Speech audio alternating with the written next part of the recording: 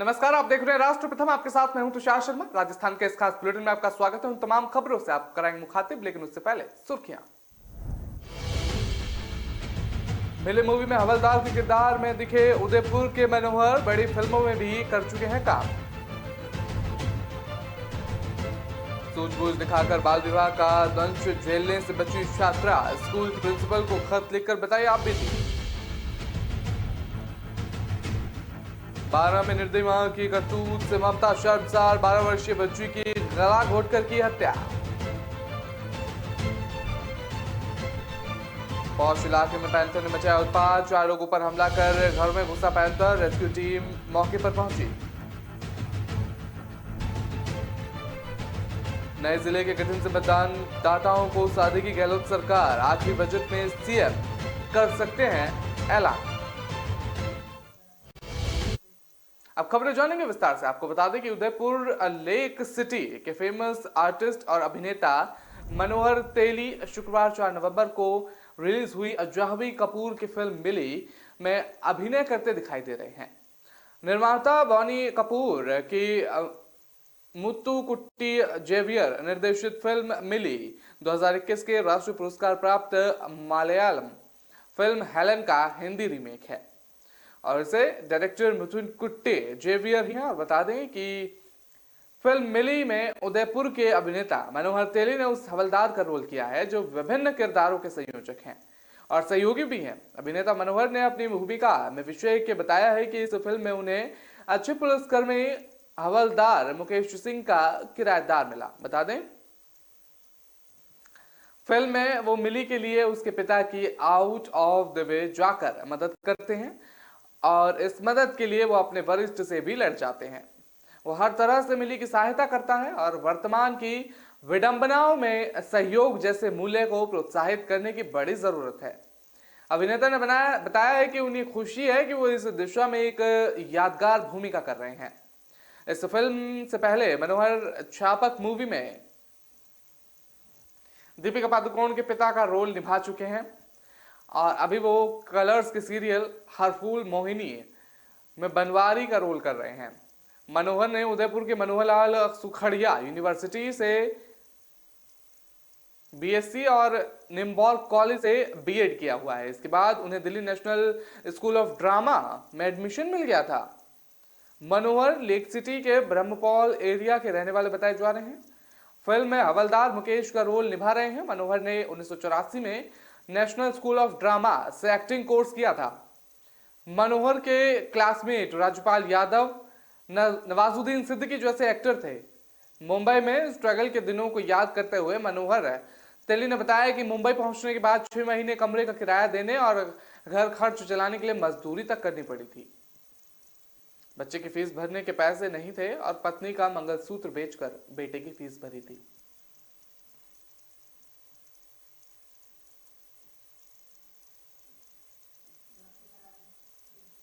सावई यानी शादियों का सीजन शुरू हो गया है और शादी सीजन शुरू होते ही राजस्थान में बाल विवाह के समर्थक भी जाग उठते हैं। तमाम तरह के कार्यक्रमों और पुलिस की सतर्कता से प्रदेश में बाल विवाह में कमी तो आई है, लेकिन इस पर पूरी तरह से रोक नहीं लगी है। और इसी बीच उदयपुर संभाग के बांसवाड़ा जिले में बाल विवाह का ही एक चौंकाने मामला सामने आया। बता दें यहाँ पर एक छात्रा ने बाल विवाह के चंगुल से बचने के लिए अपने स्कूल के प्रिंसिपल को पत्र लिख दिया।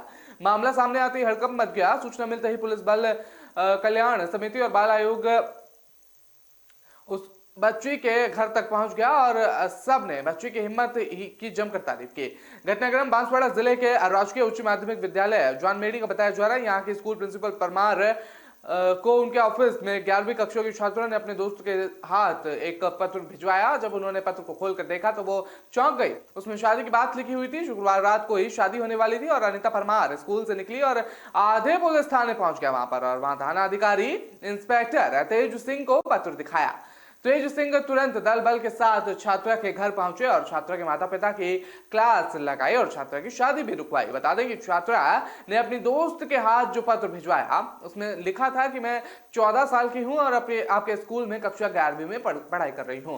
मेरे घर वाले जबरन आज रात उसकी शादी कराई जा रही है और बता दें कि कई बार समस्या लेकिन आई और वो शादी नहीं करना चाहती, अभी पढ़ना चाहती है और उसे बचाइए। और वो इस पूरे मामले को लेकर अधिकारी और थाना अधिकारी तेज सिंह ने बताया कि हम संस्थान प्रधान की शिकायत पर छात्रा के घर पहुंचे और माता पिता को फटकार लगाई। उनका कहना है कि सगाई करवा चुके हैं और हमने उसके लिए उनसे मना किया। इसके बाद छात्रा को बाल कल्याण समिति के समक्ष पेश किया गया।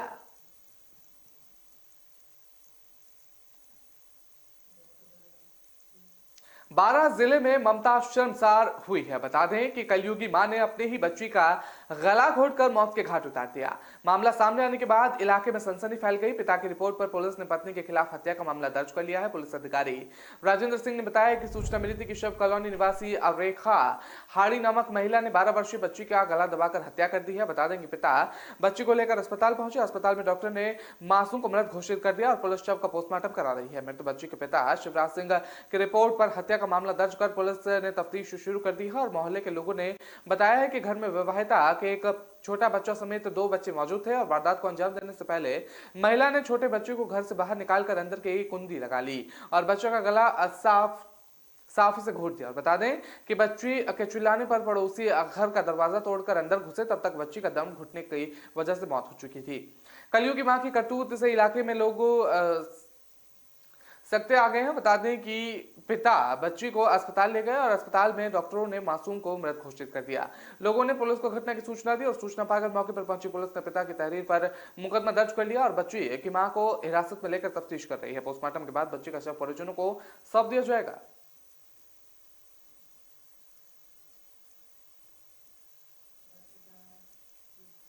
कोटा में पौष इलाके के महावीर नगर विस्तार योजना में एक पैंथर ने सुबह उत्पात मचवा दिया। पैंथर के हमले से 2 लोग घायल हो गए जबकि 4 लोग को इसमें अपने परिवार का शिकार बना लिया। बता दें कि आज सुबह पैंथर एक घर में घुसा हुआ था और इस पकड़ने के लिए वन विभाग की टीम और पुलिस मौके पर पहुंच गई। पैंथर ने सुबह 2 जानों पर हमला कर दिया और जिन पर ये पैंथर है और उसमें बता दें उसमें रहने वाले परिवार ने खुद को एक कमरे में बंद कर लिया। कोटा दक्षिण विधायक संदीप शर्मा और अन्य जनप्रतिनिधि मौके पर पहुंचे और जैन मंदिर के पास रहने वाले महावीर नगर विस्तार योजना निवासी गोपाल ने बताया कि सुबह वो मॉर्निंग वॉक पर जाने के लिए घर से निकले वाले थे और इस दौरान घर के नीचे की तरफ घुसकर वो बैठ गए और पैंथर ने उन पर हमला कर दिया और पैंथर का पंजा से उनकी जान पर लगा और वो भागकर मकान के ऊपर के हिस्से में पहुंच गए। इसके बाद पैंथर भाग गया। क्षेत्र निवासी ने बताया कि पैंथर इस इलाके में कई मकान पर छलांग लगाते हुए मकान 1G31 में घुसा और यहां रहने वाले बुजुर्ग पर हमला उसने कर दिया। इसके बाद बुजुर्ग के परिवार ने खुद को कमरे में बंद कर लिया और बताया जा रहा है कि इससे पहले पैंथर इसी मकान के कमरे में घुसा हुआ था तो उसे वहीं कैद कर लिया गया। वन विभाग की टीम इस मकान में पीछे की तरफ प्रवेश कर पैंथर को पकड़ने का प्रयास कर रही है। इलाके में अब दहशत का माहौल बना हुआ है। इस दौरान वो तमाशबीन लोगों की भीड़ जुट गई है और देखते देखते पूरे शहर में पैंथर के आने की सूचना आग की तरफ फैल गई और पुलिस भी मौके पर पहुंच गई। मौके पर पहुंची वन विभाग के फॉरेस्ट धर्मेंद्र चौधरी का कहना है कि वो टीम को एकत्रित कर मौके पर पहुंच चुके हैं।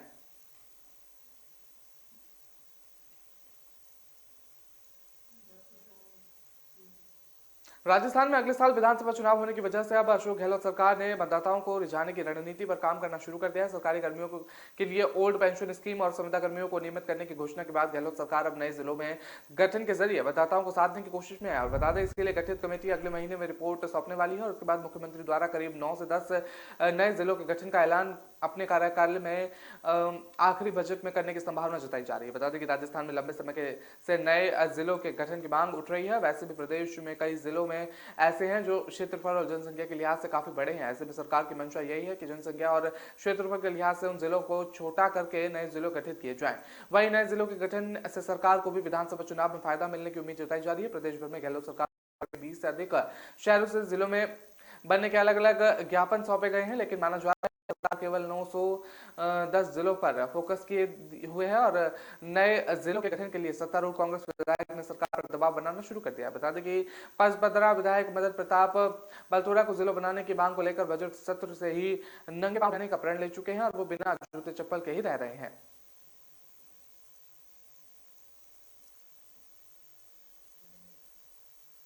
वक्त तो चला एक छोटे से ब्रेक का, खबरों का सिलसिला लगातार जारी रहेगा।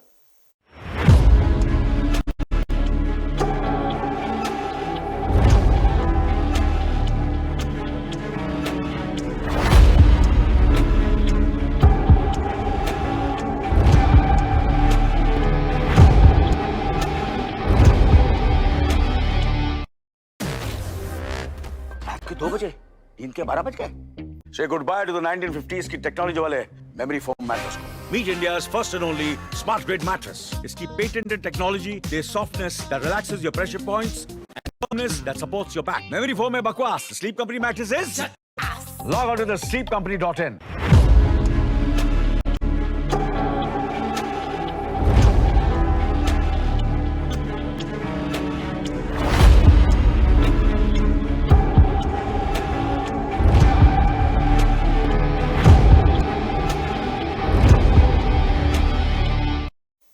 ब्रेक में आपका स्वागत करते हैं। खबर का आपको बता दें कि भारत एक ऐसा देश है जहां हर राज्य में तरह तरह के खाने पीने के व्यंजन मिलते हैं। इन्हीं जगहों में से एक राजस्थान का जोधपुर है, जो अपनी शाही संस्कृति और समृद्धि परंपराओं से भरा हुआ है। यहाँ के भव्य दुर्गा और महल, सुंदर नृत्य रूप, कलाकृति और राजस्थान व्यंजन दुनिया भर में प्रसिद्ध है। राजस्थान के खाने की बात करें तो सबसे पहले बाजारों की रोटी और दाल बाटी और चूरमा का ख्याल जहन में आता है। ठंड में यहाँ बनने वाली हल्दी की सब्जी न सिर्फ खाने में बल्कि सेहत में भी लाजवाब होती है। आप सोचते होंगे कि हल्दी तो हर सब्जी में डाली जाती है, तो अलग से इसकी सब्जी कैसे बनाती होंगे। और बता दें तो आपके बता दें कि ये सब्जी कच्ची हल्दी की बनाई जाती है और आप एक बार इस सब्जी को खाएंगे तो आप इसे कभी नहीं भूल पाएंगे। तो जोधपुर जो है अपने खाने पीने के व्यंजनों के लिए काफी मशहूर है, तो हल्दी की सब्जी का इसमें जिक्र हुआ।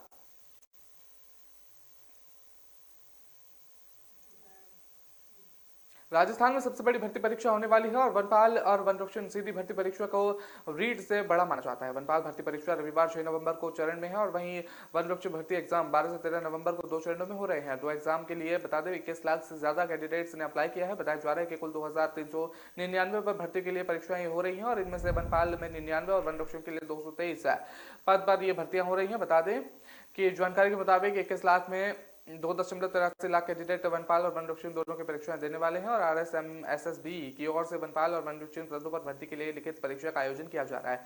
वनपाल में 99 पदों के लिए 5,49,883 उम्मीदवारों ने अप्लाई किया है। वहीं वनरक्षण 2300 पदों के लिए 16,36,516 एप्लीकेशन आई है। ऐसे में बताया जा रहा है कि कुल 19.13 लाख उम्मीदवार ऐसे हैं जो फिजिकल एक एग्जाम के लिए आएंगे। और जानकारी के मुताबिक आपको बता दें कि कर्मचारी चयन बोर्ड की तरफ से कुल 6,775 एग्जाम सेंटर बनाए गए हैं। इनमें से 1,718 सेंटर्स वन भर्ती के लिए और बाकी 5,057 सेंटर्स केंद्रीय वनरक्षण भर्ती के लिए बनाए गए हैं।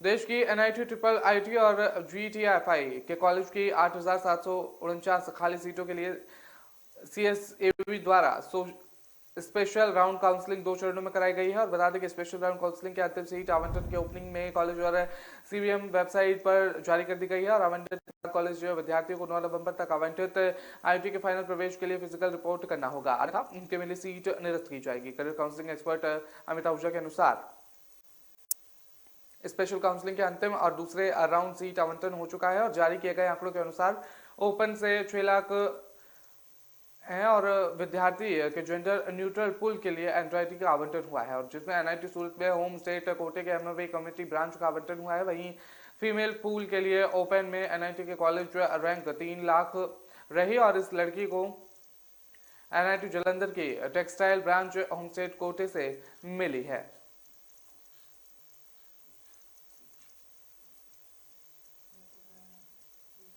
राजस्थान के उदयपुर जिले में हत्या का एक चौंकाने वाला मामला सामने आया। हत्या तलवार बेसबॉल से मारपीट कर की गई है और लेकिन जब आरोपी के गिरफ्तार होने के बाद हत्या का कारण सामने आया तो पुलिस खुद चौंक गई। आरोपी युवक ने कसम खाई थी कि युवकों का सिर फोड़ने के बाद ही बॉल कटवाऊंगा और बता दें कि आरोपी ने ऐसा ही किया और फिलहाल मामले में पुलिस ने मुख्य आरोपी सहित 5 आरोपियों को गिरफ्तार कर लिया। दरअसल घटना शहर के पास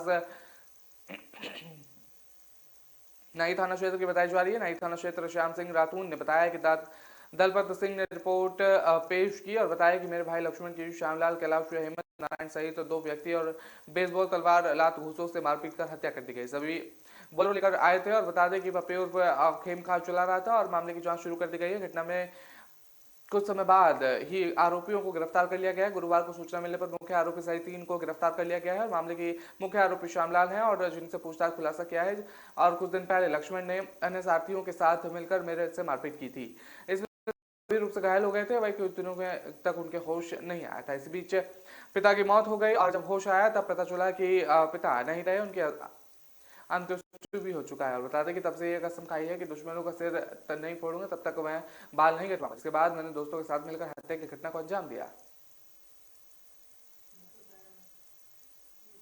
राजस्थान के भरतपुर जिले के हलेना थाना क्षेत्र के सड़क हादसे में एक लड़के और एक लड़की की दर्दनाक मौत हो गई। जयपुर आगरा नेशनल हाईवे पर स्थित अमेली टोल प्लाजा पर जयपुर से आगरा जा रही कार टोल कटवाने के लिए रुकी और तो पीछे से आ रहे ट्रेलर ने खड़ी कार को जोरदार टक्कर मारी। ट्रेलर की टक्कर से कार आगे वाले ओवरलोड ट्रक से टकराई और कार में बैठे लड़का और लड़की की मौके पर ही मौत हो गई। ट्रेलर ने टक्कर इतनी तेज से मारी कि कार के भीतर दोनों के शव बुरी तरह से फंस गए और बुरी मशक्कत के बाद कार में से कटवाकर शवों को बाहर निकलवाया गया। और जानकारी के मुताबिक आपको बता दें कि प्रियंका गुप्ता और शांतनु दोनों आगरा के बेलनगंज में रहने वाले बताए जा रहे हैं। प्रियंका गुप्ता के वेल्डिंग ऑर्गेनाइजेशन की एक कंपनी है जिसमें शांतनु कैटरिंग का काम करता है और दोनों 3 दिन पहले रणभेत्र में एक शादी के ऑर्गेनाइजेशन के लिए गए हुए थे। कल प्रियंका को फिर से आगरा में एक और इवेंट ऑर्गेनाइज करना था, इसलिए दोनों आगरा जा रहे थे। प्रियंका और शांतनु दोनों आगरा जा रहे थे। उसी समय अमेली टोल प्लाजा पर आकर रुकी और उनके कार के आगे एक ट्रक खड़ा हुआ, ट्रक ओवरलोड था और तभी पीछे से एक ट्रेलर आया और उनकी प्रियंका और शांतनु की कार को जबरदस्त टक्कर मार दी और टक्कर इतनी जबरदस्त थी कि कार सीधे जाकर उसमें घुस गई और दोनों की मौत हो गई मौके पर। बता दें कि कार को कटवाकर दोनों के शव निकलवाए गए हैं।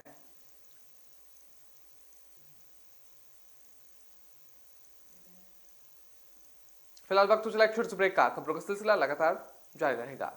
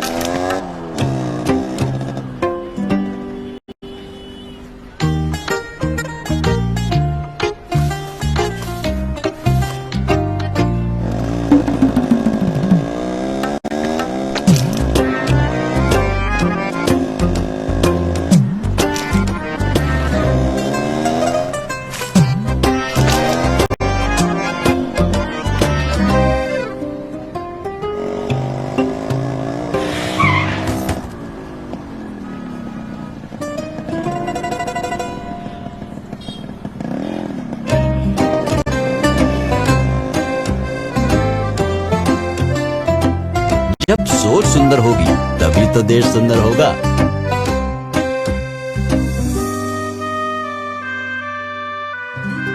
JSW Paints, think beautiful।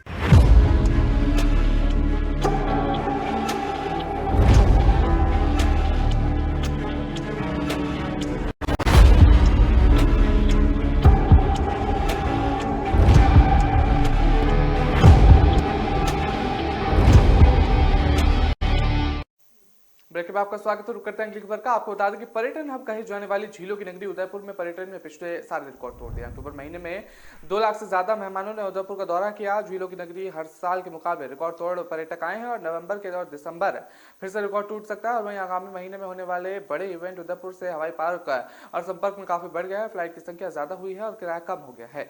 ऐसे में और भी पर्यटक आसानी से उदयपुर का भ्रमण कर सकेंगे और पर्यटकों की संख्या बढ़ाने के पीछे कई फैक्टर का काम किया है। और पर्यटन विभाग से जारी आंकड़ों के अनुसार अक्टूबर में इस बार 2 लाख से ज्यादा पर्यटक उदयपुर का लुत्फ उठाया और देश में 20 लाख और विदेशी 8,000 पर्यटक ने उदयपुर का दौरा किया। अक्टूबर में सभी होटल औसतन 90% तक बुक रहे। उदयपुर में लगातार राष्ट्रीय और अंतर्राष्ट्रीय इवेंट हो रहे हैं।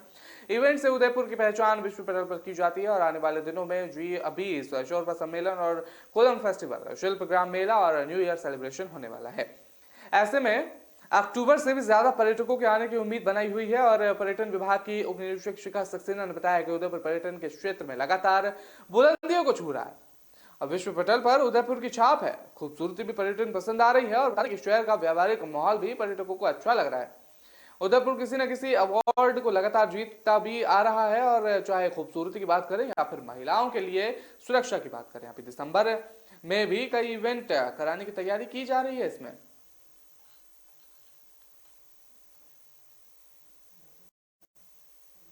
भारत प्रवास के दूसरे दिन मुख्यमंत्री अशोक गहलोत ने सुबह सर्किट हाउस में मीडिया कर्मियों से बातचीत की। प्रेस वार्ता में उन्होंने पार्टी की अंदरूनी कलह पर खुलकर राय रखी। उन्होंने कहा कि झगड़ा और हर पार्टी में होता है, कोई बड़ी बात नहीं है। गहलोत ने पायलट का बिना नाम लिए कहा कि महत्वाकांक्षी प्रत्येक व्यक्ति में होना चाहिए, लेकिन अप्रोच का तरीका सही होना चाहिए। बता दें कि हमारी सरकार फिर से राजस्थान में वापसी करेगी। राजस्थान में आप पार्टी के चुनाव लड़ने की घोषणा पर गहलोत बेपरवाह नजर आए। उन्होंने आम आदमी पार्टी के झांसे में नहीं आने के लोगों से अपील भी की है। उन्होंने कहा कि आपको मीडिया ने बड़ा बना दिया, आम आदमी पार्टी की सरकार दिल्ली और पंजाब में फेल है। गहलोत ने ऐलान किया है कि राहुल गांधी की भारत जोड़ो यात्रा का राजस्थान में स्वागत ऐतिहासिक होगा। बता दें कि मुख्यमंत्री ने कहा कि राजीव गांधी ओलंपिक ग्रामीण खेल में खिलाड़ियों में उत्साह का संचार हुआ। राजस्थान सरकार के फैसले पर पूरे देश में ऐतिहासिक रहे हैं और राजस्थान मॉडल की तारीफ करते हुए उन्होंने गुजरात मॉडल को हवा हवाई बता दिया। पुरानी पेंशन योजना पर गहलोत ने बीजेपी पर लोगों को गुमराह करने का आरोप लगाया। उन्होंने दावा किया कि पुरानी पेंशन का फायदा राज्य के कर्मचारियों को मिलने लगा है। राजस्थान की स्वास्थ्य की योजना को लेकर पूरे प्रदेश में लागू करके पीएम मोदी से मांग की है।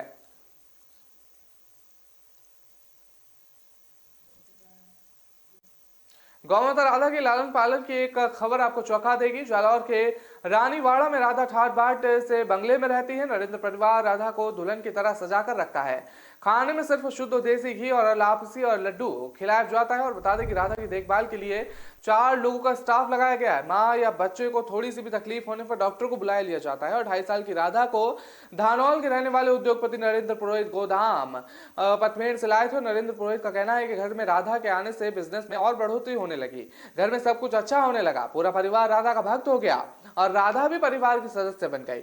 नरेंद्र पुरोहित मुंबई में बीएमसी के कॉन्ट्रैक्टर हैं। उनका परिवार मुंबई में ही रहता है। धनौल के नरेंद्र पुरोहित का करीब 1 करोड़ का बंगला है। राधा पूरे दिन आलीशान बंगले में रहती हैं और बिना रोक टोक आराम से बंगले के कमरों में आती जाती हैं।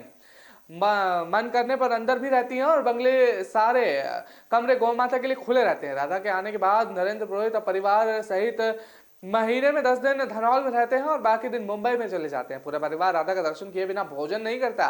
घर पर लोग सीसीटीवी कैमरों से राधा की निगरानी होती है। और नरेंद्र पुरोहित के परिवार में 2 बेटियां सपना निकिता और 2 बेटे परेश और अभिजीत हैं। धर्मपत्नी विमला पुरोहित समेत सभी बच्चे राधा की सेवा करते हैं। नरेंद्र पुरोहित को बचपन से गायों के प्रति लगाव रहा। उनका कहना है कि गायें बहुत ही दयालु, प्रभावित और प्रेम भाव वाली होती हैं।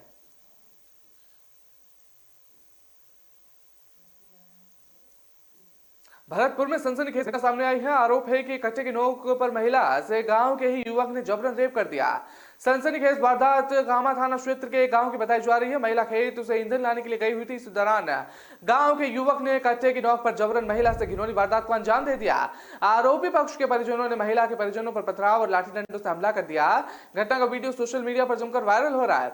पीड़ित महिला ने कामा थाना में रेप और मारपीट का मामला दर्ज कराया है। महिला ने बताया कि वो अपने खेत पर ईंधन लेने के लिए गई हुई थी। अचानक उसके पीछे हाथ में कट्टा लेकर पड़ोसी युवक को शाहरुख आ गया। आते ही उसने कनपट्टी पर कट्टा लगा दिया और शाहरुख ने धमकी दी कि आवाज निकालने पर जान से मार दिया जाएगा और जबरदस्ती रेप कर दी वारदात को अंजाम दे दिया।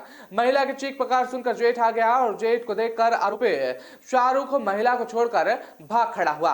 वारदात के बाद परिजनों की शाहरुख के पिता से कहासुनी हो गई। शाहरुख के परिजनों ने पीड़ित महिला के घर में घुसकर धावा बोल दिया। घर की महिलाओं और पुरुषों के साथ लाठी डंडों से मारपीट की गई। आरोपी पक्ष की तरफ से पत्थरबाजी भी की गई। घर की महिला सदस्यों तक दुर्व्यवहार किया गया। पीड़ित महिला में नामजद लोगों के खिलाफ थाने में मामला दर्ज कराया। महिला की शिकायत पर पुलिस ने मामला दर्ज कर जांच शुरू कर दी। मारपीट और पथराव का वीडियो सोशल मीडिया पर खूब वायरल हो रहा है। आरोपी की दंगाई से पीड़ित पक्ष डरा हुआ है।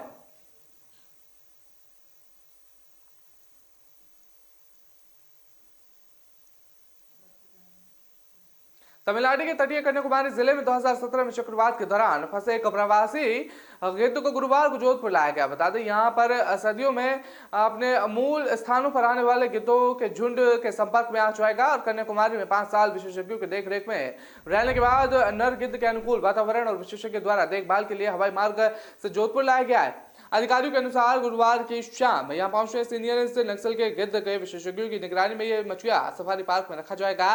बाद में उसी नक्सल के गिद्धों के साथ रखने की कोशिश की जाएगी। जोधपुर के उपवन संरक्षण संदीप छलानी ने बताया, हम प्रोटोकॉल के रूप में इस गिद्ध को कुछ समय के लिए आइसोलेशन में रखेंगे और हम उसके स्वास्थ्य पर नजर रखेंगे और नजर भी वह स्वस्थ रहता है और उड़ान भरने में सक्षम होता है या नहीं और हम उस में भी अपना मूल स्थानों से यहाँ आने वाले उसी प्रजाति के पक्षियों में झुंड के पास ले जाएंगे।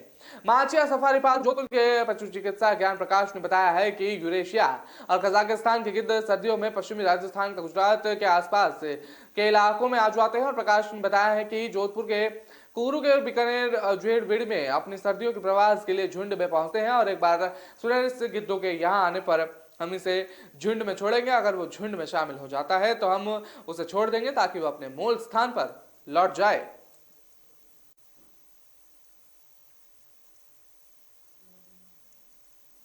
तो फिलहाल इस बुलेटिन में इतना ही। मुझे दीजिए इजाजत। नमस्कार।